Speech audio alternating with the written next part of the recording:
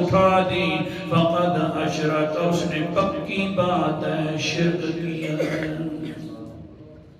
یہاں پر لوگ مغالطہ دیتے ہیں، وہ بھی سن لو تھوڑا سا۔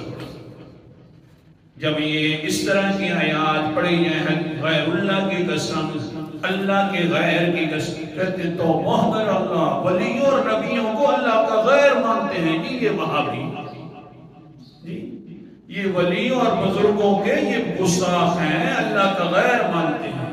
وہ غیر اپنی اردو والا سمجھتے ہیں، ہے لفظ غیر عربی والا، اور وہی عربی والا اٹھا کر اس کو جو اردو کے اندر مفہوم ہے نا وہی سمجھتے ہیں۔ جس طرح کہ ہم کہتے ہیں یہ ہمارے غیر ہیں، نہیں سمجھے، یہ ہمارے غیر ہیں، تو مطلب یہ ہوتا ہے ان کا ہمارے ساتھ اتنا کوئی تعلق نہیں ہے، یہ ہمارے غیر ہیں۔ تو وہ بھی پھر آگے سے کہتے ہیں توبہ یا اللہ، یہ جو بزرگوں کے گستاخ ہیں، نبیوں کے گستاخ ہیں، ولیوں کے گستاخ ہیں، یہ میاں اللہ کے ولیوں کو، اللہ کے نبیوں کو اللہ کا غیر مانتے ہیں جی۔ اللہ کے غیر تو نہیں تھے، وہ تو اللہ کے اپنے تھے نا، ان کے ساتھ تو اللہ کا بڑا تعلق تھا۔ ولیوں کا بھی اللہ کے ساتھ تعلق ہوتا ہے، اللہ کو ولیوں کے ساتھ پیارے ہوتے ہیں نا، نہ یہ غیر مانتے ہیں۔ حدیث پاک بس دی مولویوں کا شیطان بھی تو آخر مولوی ہوتا ہے۔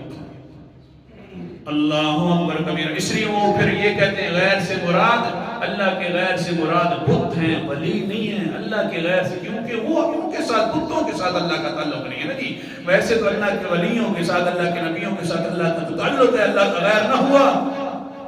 لفظ ہے عربی کا، مفہوم کر دیا ہے وہی لفظ کا اردو والا۔ حدیث پاک مسند احمد کی حدیث ہے، جا کر بیٹھو، بڑی قیمتی بات سنا رہا ہوں۔ مسند احمد کی حدیث ہے، قال النبی صلی اللہ علیہ وسلم اذا جمع اللہ الناس یوم القیامت لیوم لا ریب فیہ نادى منادی من كان أشرك في عمل عمله لله أحدا فليطلب ثوابه عند غير الله۔ اللہ کے رسول علیہ السلام نے فرمایا قیامت والا دن ہوگا، آواز دینے والا آواز دے گا، اور آواز کے اندر کیا کہے گا؟ اعلان فرمائے گا، وہ لوگ من کان اشرکا، جس نے بھی فی عمل، جس انسان نے بھی تھوڑے سے کسی عمل کے اندر شریک کر دیا اللہ تعالیٰ کے ساتھ، وہ عمل تو خاص اللہ تعالیٰ کے لیے تھا، سجدے کرنے ہیں تو صرف کس کے لیے کرنے ہیں؟ نظر نیاز دینی ہے تو صرف کس کے لیے دینی ہے؟ منت منوتی دینی ہے تو کس کے لیے دینی ہے؟ حاجت روائی والا عقیدہ رکھنا ہے تو صرف کس کے لیے رکھنا ہے؟ بولو، مشکل کشائی والا عقیدہ رکھنا ہے تو صرف کس کے لیے رکھنا ہے؟ علم غیب والا عقیدہ رکھنا ہے تو کسی نے بھی تھوڑے سے عمل کے اندر شریک کر دیا ہے، فَلْيَطْلُبْ ثَوَابَهُ عِنْدَ غَيْرِ اللَّهِ۔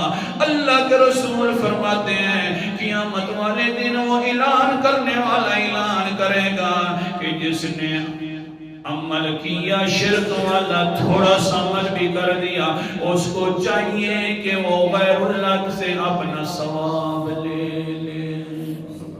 ہم غیر اللہ نہیں کہتے، کون کہہ رہا ہے؟ اونچا بولو، اللہ کا نبی کہہ رہا ہے۔ ہم یہ نہیں کہتے یہ غیر ہے اللہ کے، غیر اللہ والا مطلب یہ ہوتا ہے اللہ نہیں ہے، اللہ کے علاوہ ہے۔ مہربانی کیا کرو اسی غیر کو اپنے اردو میں نہ لے کر آیا کرو جو مفہوم ہے اردو والا۔ اللہ کا نبی فرما رہا ہے وہاں پر جب اعلان ہوگا کہ تم اللہ کے علاوہ جن کی باتیں کرتے تھے، اللہ کے علاوہ جن کی نظر و نیاز دیتے تھے، آج ثواب بھی انہی سے جا کر لے